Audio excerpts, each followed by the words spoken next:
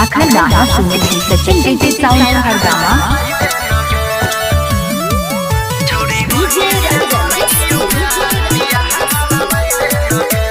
Singing by Anil Yadav.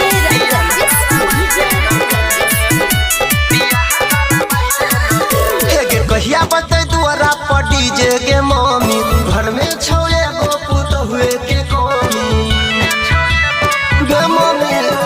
कहिया बते दुआरा पर डीजे के मम्मी घर में छोड़े गो पुत हुए के कमी। माथा पर मोर चढ़ावाई दे न गे मम्मी, माथा पर मोर चढ़ावाई दे न गे। छोड़ी गोरकी से करे छियो प्यार बियाह करवाई दे न गे। छोड़ी गोरकी से करे छियो प्यार बियाह करवाई दे न गे। सचिन साउंड हर गाना डीजे सचिन साउंड हर गाना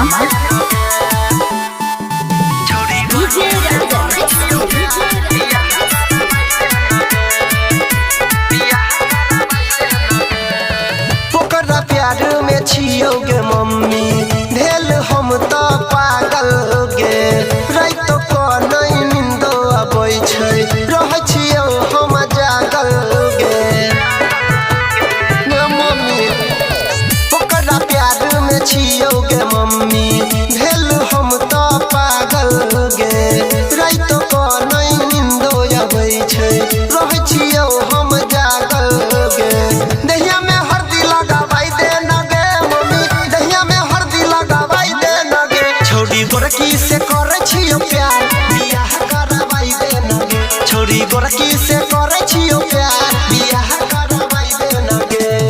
अखर गाना सुनने की सचिन डीजे साउंड हर गाना राजा संजीव। छोड़ी गोरकी से करे छियो